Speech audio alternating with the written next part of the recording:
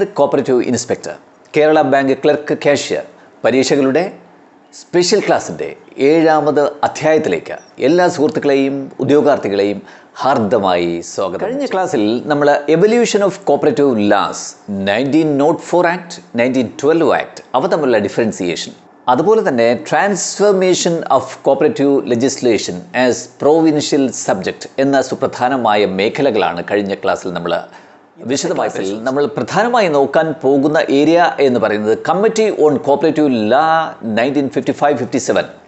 അതിൻ്റെ പ്രധാനപ്പെട്ട പ്രൊവിഷൻസ് എന്തൊക്കെയാണ്? അതുപോലെ തന്നെ പ്രധാനപ്പെട്ട മറ്റൊരു area model cooperative societies bill, അത് സംബന്ധിച്ചുള്ള ചോദ്യം കൃത്യമായി നമ്മൾ പ്രതീക്ഷിക്കുന്നതാണ്. അതുപോലെ തന്നെ നാഷണൽ ഡെവലപ്മെൻറ്റ് കൗൺസിൽ NDC, അതിൻ്റെ പോളിസി റെസൊല്യൂഷൻ, 1950കളിലെ national development council policy resolution, ഈ തുടങ്ങിയ മേഖലകളാണ്, വളരെ പ്രധാനപ്പെട്ട മേഖലകളാണ് ഇന്നത്തെ 7ാമത് അധ്യായത്തിലൂടെ ഞാൻ നിങ്ങളുടെ ആദ്യമായി നോക്കുന്ന പ്രധാന മേഖല എന്ന് പറയുന്നത് കമ്മിറ്റി ഓൺ കോപ്പറേറ്റീവ് ലാ 1955-57. അത് സംബന്ധിച്ചുള്ള പ്രധാന പ്രൊവിഷനും അതിൻ്റെ ഡെവലപ്പിംഗ് സ്റ്റേജസുമാണ്. ഇതിൽ നിന്നും ചില മാർക്കുകൾ നമ്മൾ പ്രതീക്ഷിക്കുന്നുമുണ്ട്. രാജ്യത്തിലെ ഇന്ത്യയിലെ കോപ്പറേറ്റീവ് ലെജിസ്ലേഷൻ്റെ ഒരു പ്രധാന ലാൻഡ് മാർക്കായിട്ട് കരുതപ്പെടുന്നത് കോപ്പറേറ്റീവ് ലോ സംബന്ധിച്ചൊരു കമ്മിറ്റിയെ ഇന്ത്യ ഗവൺമെൻറ് അപ്പോയിൻറ്റ് ചെയ്യുന്നതാണ് 1955-ൽ. അതുകൊണ്ടാണ് ഇതിനെ an important landmark in the history of cooperative legislation in India or in our country was the appointment of Committee on Cooperative Law by Government of India during the year 1955. സഹകരണം ഒരു state സബ്ജക്റ്റാണ്. ഇത് പ്രധാനമായും ഒരു multiple choice question ചോദിക്കാൻ സാധ്യതയുള്ള കേസുമാണ്. ഏത് legislation പ്രകാരമാണ് നമ്മുടെ ഈ കോപ്പറേഷൻ എന്ന് പറയുന്ന വിഷയം സ്റ്റേറ്റ് സബ്ജക്റ്റാക്കി മാറ്റിയത്? വിഷയങ്ങൾ നമ്മൾ പലവട്ടം ഡിസ്കസ് ചെയ്തിട്ടുള്ളതാണ്. സ്റ്റേറ്റ് സബ്ജക്റ്റ്, സെൻട്രൽ സബ്ജക്റ്റ്, അതുപോലെ തന്നെ നമ്മൾ നേരത്തെ ഡിസ്കസ് ചെയ്ത പ്രകാരം 1919 അതാണ് പ്രധാനപ്പെട്ട ഒരു ലാൻഡ് മാർക്ക് എന്ന് പറയുന്നത്. 1919 റിഫോംസ് ആക്ട് അല്ലെങ്കിൽ മൊണ്ടേഗു ചെംസ്ഫോർഡ് ഭരണപരിഷ്കാരം, അതാണ് ഒരു പ്രധാന ലാൻഡ് മാർക്ക്. അതിലാണ് യഥാർത്ഥത്തിൽ ഈ കോപ്പറേഷനെ ഒരു സ്റ്റേറ്റ് സബ്ജക്റ്റായി നിശ്ചയിച്ചുകൊണ്ടുള്ള ഒരു ക്ലോസ് ആദ്യമായി അല്ലെങ്കിൽ നിയമം ആദ്യമായി ഉണ്ടാകുന്നത്. അത് പ്രത്യേകം നോട്ട് ചെയ്യുക, ചോദിക്കാൻ സാധ്യതയുള്ള വിഷയവുമാണ്. 1955 എന്തിനാണ് India government committee on cooperative law സംബന്ധിച്ചൊരു കമ്മിറ്റിയെ നിശ്ചയിച്ച് അതിൻ്റെ പ്രവർത്തനത്തിലേക്ക് പറഞ്ഞു വിട്ടിട്ടുള്ളത്? ഇതാണ് നമ്മൾ ചിന്തിക്കേണ്ട ഒരു point. Committee on cooperative law എന്ന് പറയുന്നത് നമുക്കറിയാം 1912 ആക്ട്, ആ കാലഘട്ടം കൂട്ടുകാർ ശ്രദ്ധിക്കുക. 1912 1904 ആക്ടാണ് ആദ്യത്തെ ആക്ട് എന്ന് ഞാൻ പറഞ്ഞു. 1912 ആക്ട് അതിൻ്റെ ചുവട് പിടിച്ച് പിന്നെ വന്ന മാറ്റങ്ങളോടുകൂടി വന്ന ആക്ടാണ്. പിന്നെ പ്രിവെയിലിംഗ് 1912 ആക്ടാണ്. അപ്പോൾ 1912 ആക്ടിൻ്റെ അടിസ്ഥാനത്തിൽ പല സ്റ്റേറ്റുകളിലും, അതിൻ്റെ പേര് ഞാൻ പറഞ്ഞു പ്രോവിൻസസ്, ഇന്ത്യയിലെ പല പ്രോവിൻസസുകളിലും അവരുടെ ചുറ്റുപാടിനനുസൃതമായിട്ടുള്ള നിയമങ്ങൾ 12 ആക്ടിനെ ബേസ് ചെയ്തുകൊണ്ട് പല സ്റ്റേറ്റുകളും നടപ്പിലാക്കിയിട്ടുണ്ട്.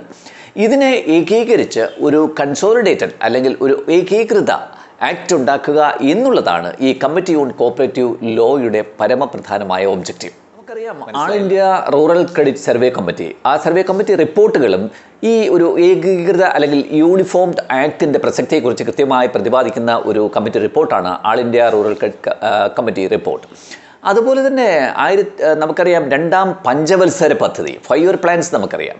സെക്കൻഡ് 5 ഇയർ പ്ലാൻ വന്നിട്ടുള്ളത് 1956-61 പീരീഡിലാണ്. 1956-61 പീരീഡിലാണ് സെക്കൻഡ് 5 ഇയർ പ്ലാൻ ഇന്ത്യയിൽ നടപ്പിലാക്കിയിട്ടുള്ളത്. ആ പഞ്ചവത്സര പദ്ധതിയിൽ കൃത്യമായിട്ട് സഹകരണ പ്രസ്ഥാനത്തിൻ്റെ എമർജൻസിയെക്കുറിച്ചും ആവശ്യകതയെക്കുറിച്ചും പ്രതിപാദ്യങ്ങളുണ്ട്. അത് പ്രത്യേകം നോട്ട് ചെയ്യുക.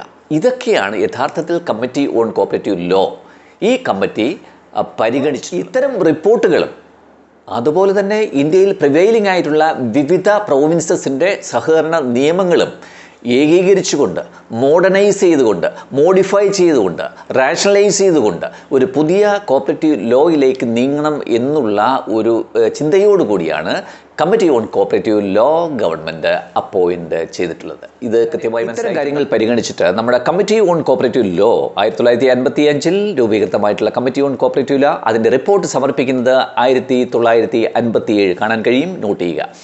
1957 മെയ്യിലാണ്. 1957 മെയ്യിൽ കമ്മിറ്റി ഓൺ കോപ്പറേറ്റീവ് ലോ അതിൻ്റെ റിപ്പോർട്ട് ഗവൺമെൻറ്റിന്. ഈ കമ്മിറ്റി ഓൺ കോപ്പറേറ്റീവ് ലോ അവർക്ക് നൽകിയിട്ടുള്ള ടേംസ് ഓഫ് റെഫറൻസ് പ്രകാരം പ്രധാനമായിട്ടും 2 കാര്യങ്ങളാണ് അവർ അതിൻ്റെ ഔട്ട്കമായിട്ട് പുറത്തേക്ക് വന്നിട്ടുള്ളത്. അത് മോഡൽ കോപ്പറേറ്റീവ് സൊസൈറ്റീസ് ബില്ല്, ഒന്ന് model cooperative societies bill and its rules, അത് രണ്ടും അവർ മുന്നോട്ട് വച്ചു. അതുപോലെ തന്നെ മോഡൽ ബൈലാസ് ഫോർ, വിവിധ തരങ്ങളിലുള്ള, കൃത്യമായി പറഞ്ഞാൽ 11 ടൈപ്പിലുള്ള സൊസൈറ്റികളുടെ മോഡൽ ബൈലകളും ഈ കമ്മിറ്റി ഓൺ കോപ്പറേറ്റീവ് ലോ മുന്നോട്ട് വച്ചു.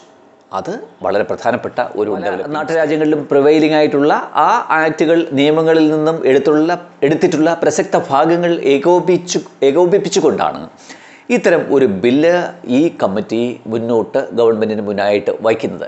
പ്രധാനപ്പെട്ട 2 പ്രൊവിഷൻസാണ് നമുക്ക് എടുത്തു പറയാൻ പറ്റുന്നത്. അതിൽ നമ്മൾ നേരത്തെ പഠിച്ചതുപോലെ സംഘങ്ങളുടെ അമാൽഗമേഷൻ, പിന്നെ division, amalgamation and division of societies, അതുപോലെ തന്നെ സർക്കാരിൻ്റെ ഇടപെടൽ, നിയന്ത്രണം, പാർട്ടിസിപ്പേഷൻ ഓഫ് സ്റ്റേറ്റ്സ് അല്ലെങ്കിൽ ഗവൺമെൻറ് ഇൻ കോപ്പറേറ്റീവ് സൊസൈറ്റീസ് തുടങ്ങിയ സുപ്രധാനമായ വകുപ്പുകളും ഈ ബില്ലിൽ ഉൾപ്പെടുത്താൻ ഈ ആക്റ്റിൽ സുപ്രധാനമായ പല ക്ലോസുകളും അല്ലെങ്കിൽ നിയമങ്ങളും ആദ്യമായി കൊണ്ടുവന്നിട്ടുണ്ട് ഈ ബില്ലിൽ. അതിൽ പ്രധാനമായി നമുക്ക് പറയാൻ കഴിയുന്നത് സംഘങ്ങളുടെ രജിസ്ട്രേഷനെ സംബന്ധിച്ചുള്ള കൃത്യമായ മാനദണ്ഡങ്ങൾ അവർ ഉണ്ടാക്കി. അപ്പോൾ rules relating to registration of societies, അതുപോലെ തന്നെ തർക്കങ്ങളുണ്ടായാൽ അത് പരിഹരിക്കപ്പെടാനുള്ള മാനദണ്ഡങ്ങൾ എന്തൊക്കെ, സെറ്റിൽമെൻറ്റ് ഓഫ് ഡിസ്പ്യൂട്ട് എന്ന് നമ്മൾ ഇംഗ്ലീഷിൽ പറയും, അതിനെ സംബന്ധിച്ചുള്ള മാനദണ്ഡങ്ങൾ ഈ ബില്ലിൽ ആക്റ്റിൽ കൊണ്ടുവന്നു. അതുപോലെ തന്നെ മാനേജിംഗ് കമ്മിറ്റിക്കുള്ള റൈറ്റ്സ് ആൻഡ് പ്രിവിലേജസ് എന്തൊക്കെയാണ്, അതുപോലെ തന്നെ ഒരു തർക്കമുണ്ടായാൽ അപ്പീൽ കൊടുക്കാനുള്ള രീതി എന്താണ്, ഇത്തരം സുപ്രധാനമായ കാര്യങ്ങളാണ്.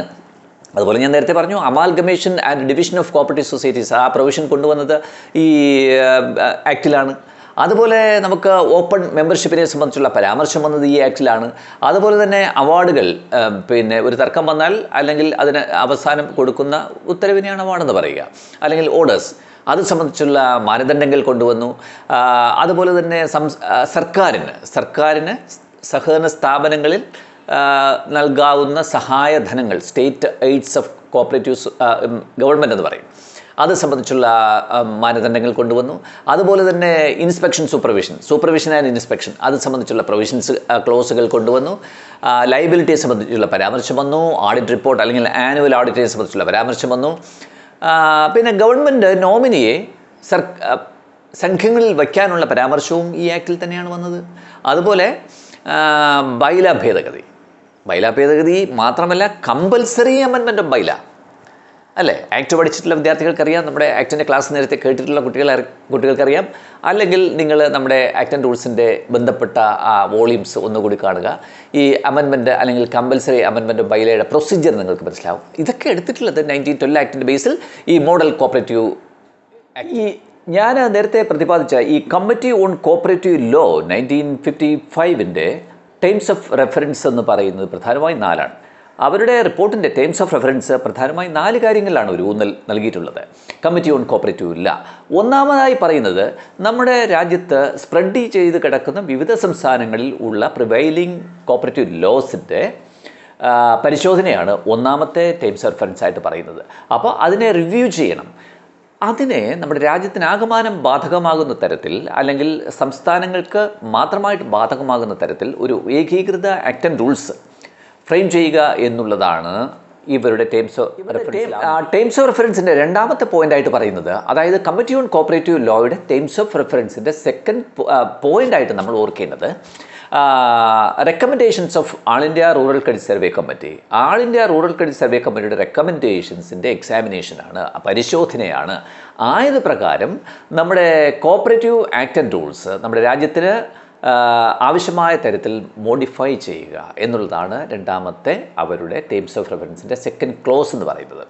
അതിൽ പ്രധാനമായിട്ടും ഞാൻ നേരത്തെ പറഞ്ഞു, സംസ്ഥാനത്തിൻ്റെ aid, state aid to cooperative societies, അതുപോലെ തന്നെ സംഘങ്ങളുടെ അമാൽഗമേഷൻ ഡിവിഷൻ തുടങ്ങിയ സുപ്രധാനമായ മേഖലകളിൽ വരുത്തേണ്ട മാറ്റങ്ങളും ചർച്ച ചെയ്യണം എന്നുള്ളതാണ് ടേംസ് ഓഫ് റെഫറൻസിൻ്റെ സെക്കൻഡ് പോയിൻ്റായിട്ട് അന്ന്. മൂന്നാമത്തെ ടേംസ് ഓഫ് റെഫറൻസ് വളരെ പ്രധാനമാണ്. നമ്മുടെ രാജ്യത്ത് അന്ന് സുപ്രധാനമായി വേരോട്ടമുണ്ടായിരുന്ന, പല സ്റ്റേറ്റുകളിലും വേരോട്ടമുണ്ടായിരുന്ന ഒരു 10ഓളം സഹകരണ സ്ഥാപനങ്ങൾ, അതിനെ മേജർ കോപ്പറേറ്റീവ് ഇൻസ്റ്റിറ്റ്യൂഷൻസ് എന്ന് പറയും.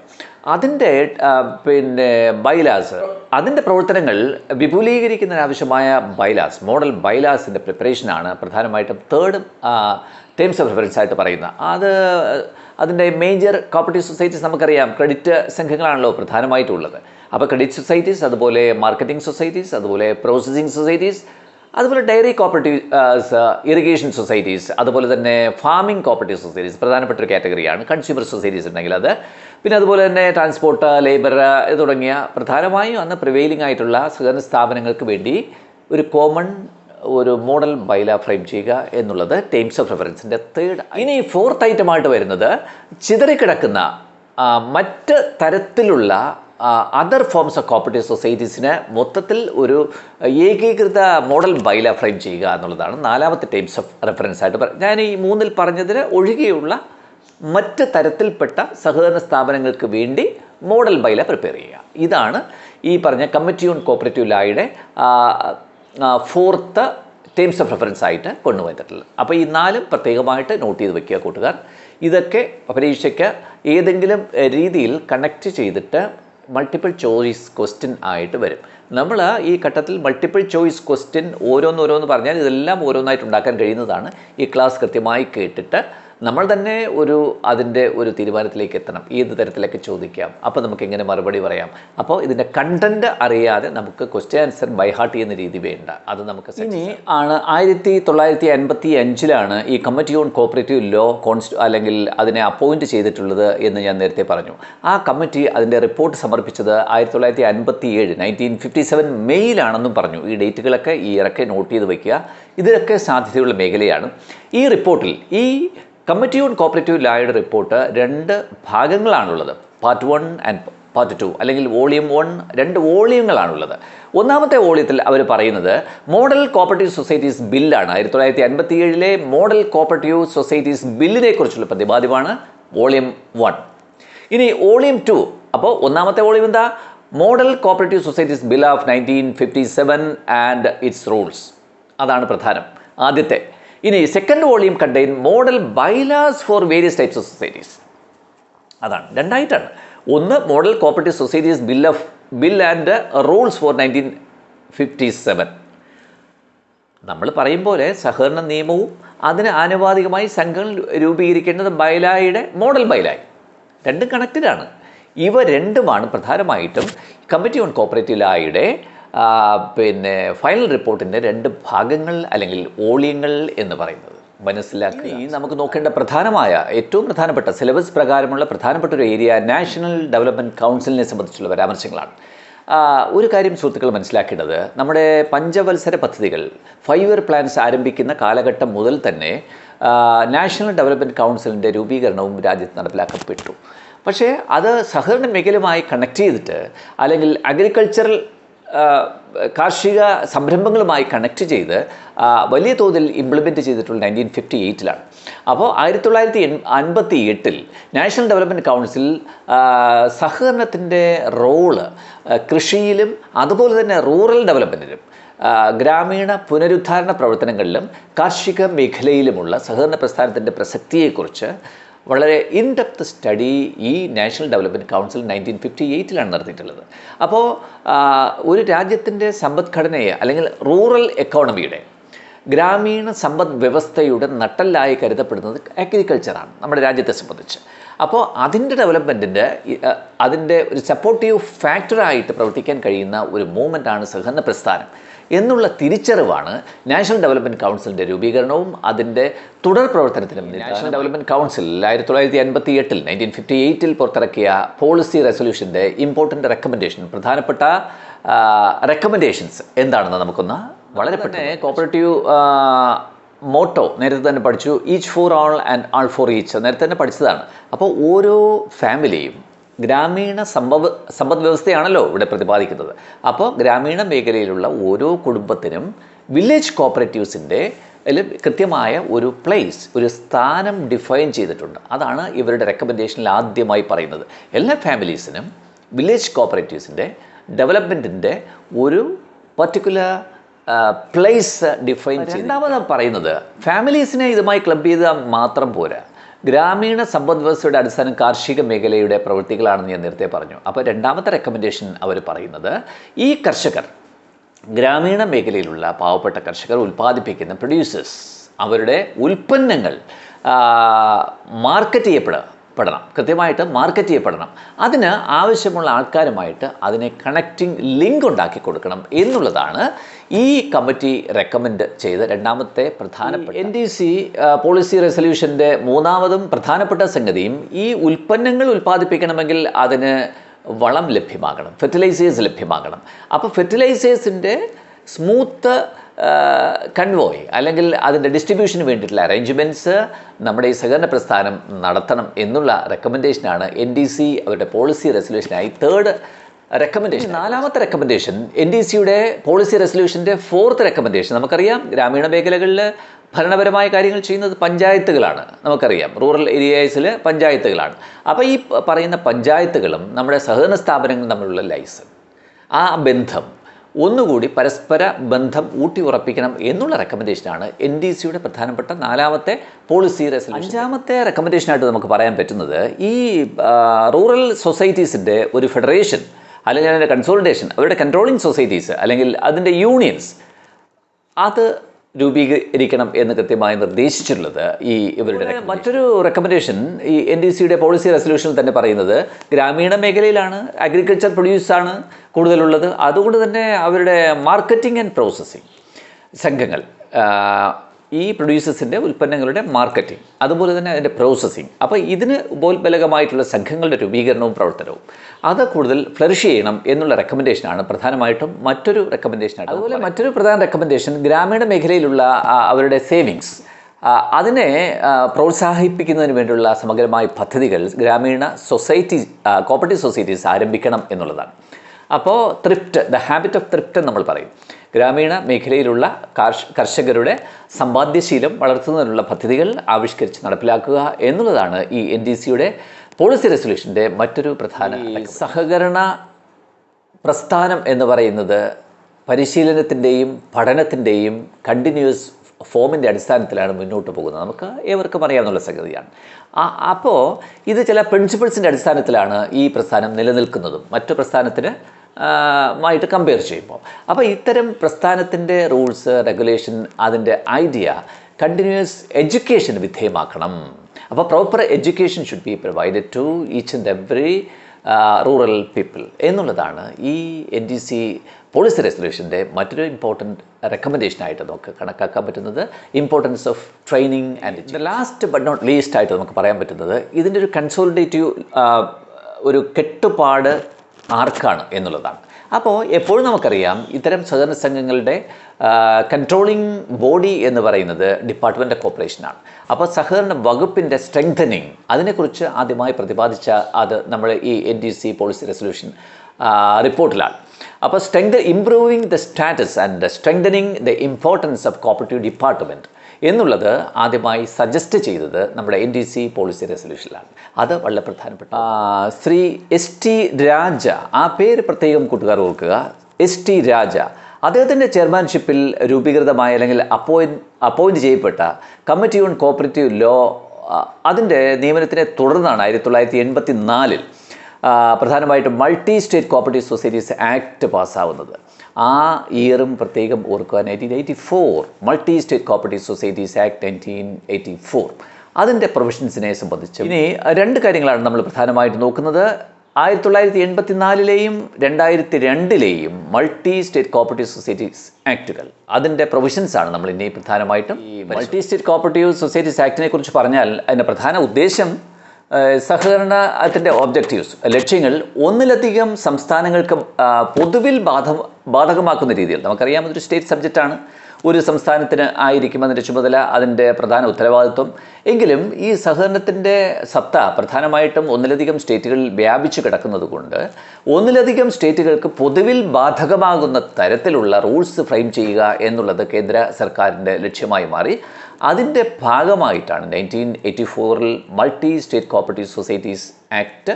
നമുക്കറിയാം ഇപ്പോൾ ഒരു സഹകരണ സ്ഥാപനത്തിൻ്റെ ഏരിയ ഓഫ് ഓപ്പറേഷൻ നമ്മുടെ സംസ്ഥാനത്തിൽ മാത്രം ഒതുങ്ങി നിൽക്കുന്ന രീതിയിലാണ് ഇപ്പോഴത്തെ പ്രവർത്തനങ്ങൾ. പക്ഷേ multi state cooperative societies act പ്രകാരം രജിസ്റ്റർ ചെയ്യപ്പെടുന്ന സംഘങ്ങൾക്ക് ഒന്നിലധികം സംസ്ഥാനങ്ങളിൽ ഒരേ സമയം പ്രവർത്തിക്കാനുള്ള അവകാശം, അധികാരം ഈ ആക്ട് പ്രൊവൈഡ് ചെയ്യുന്നുണ്ട്. അതുതന്നെയാണ് ഇതിൻ്റെ. ഇനി നമുക്ക് ഈ multi state cooperative societies act പ്രകാരം രൂപീകൃതമായിട്ടുള്ള 1984 ആക്ട് പ്രകാരം രൂപീകൃതമായിട്ടുള്ള വിവിധ ദേശീയ തലത്തിലുള്ള സഹകരണ സ്ഥാപനങ്ങളുണ്ട്. Multi state cooperative societies act പ്രകാരം രൂപീകൃതമായിട്ടുള്ളത്. അതിൽ ഏറ്റവും പ്രധാനപ്പെട്ട നമുക്ക് പറയാൻ പറ്റുന്നത് NCCF എന്ന് പറഞ്ഞൊരു സ്ഥാപനമാണ്. NCCF നമ്മൾ ഏവരും കേട്ടിട്ടുണ്ട്, national cooperative consumer federation. National cooperative ഇതിൻ്റെ ഫുൾ ഫോമൊക്കെ ഓർത്ത് വയ്ക്കുക. പേപ്പർ പെൻ ഞാൻ നേരത്തെ പറഞ്ഞു.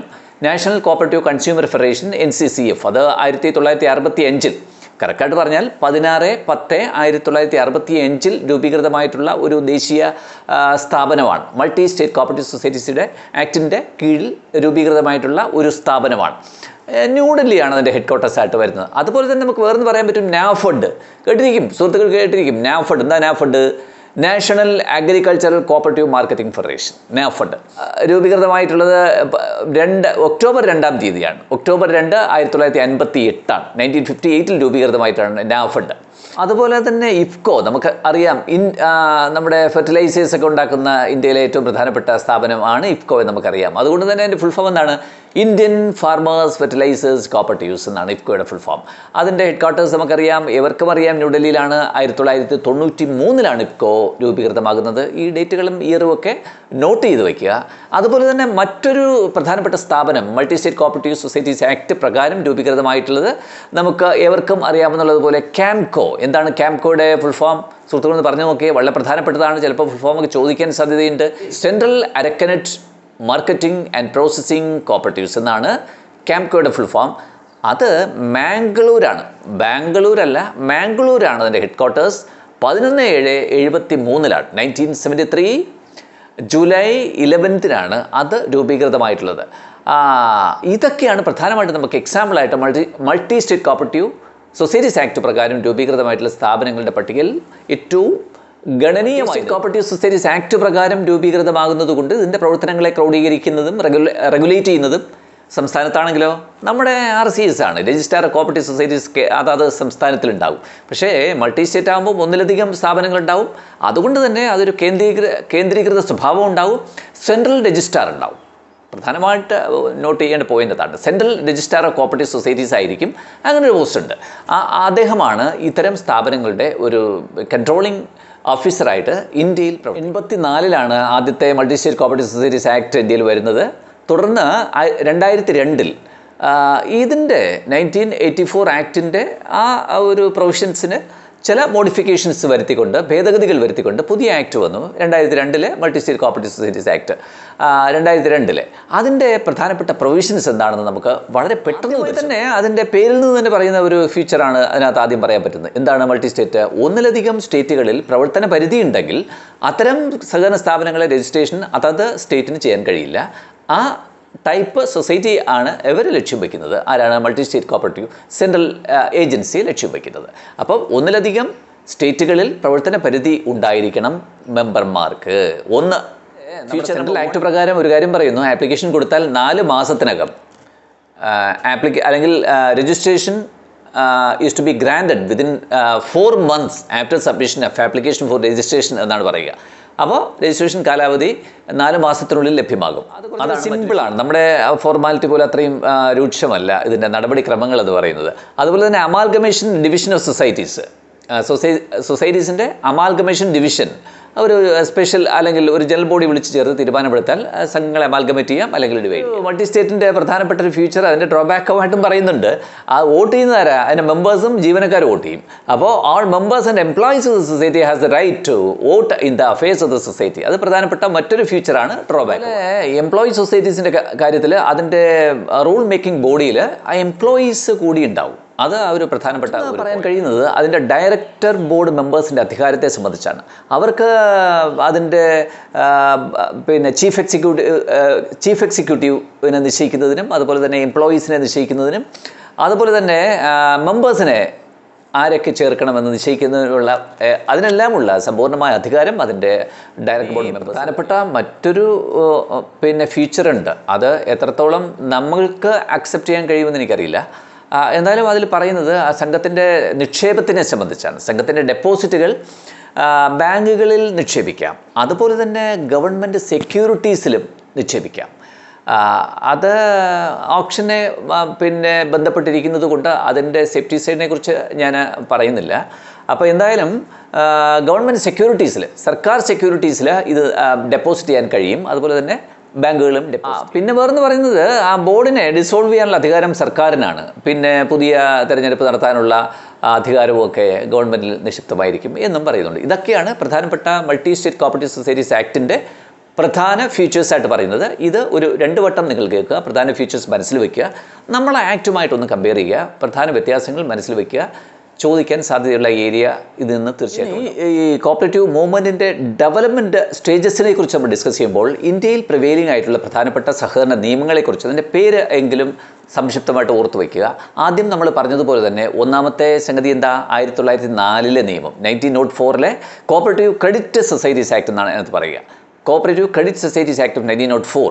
അത് അംഗങ്ങളുടെ സമ്പാദ്യശീലം വളർത്തുക, അതുപോലെ തന്നെ സെൽഫ് ഹെൽപ്പ്, അതുപോലെ തന്നെ കർഷകരുടെ ഉന്നമനം, ഇതൊക്കെ ലക്ഷ്യമായിട്ടുള്ള ആർട്ടിസാൻസ് കർഷകരുടെയൊക്കെ ഉന്നമനം, ഇതൊക്കെ ലക്ഷ്യമാക്കി ഉണ്ടാക്കി വെച്ചിരിക്കുന്ന ഒരു ആദ്യത്തെ act 1904 cooperative credit societies act.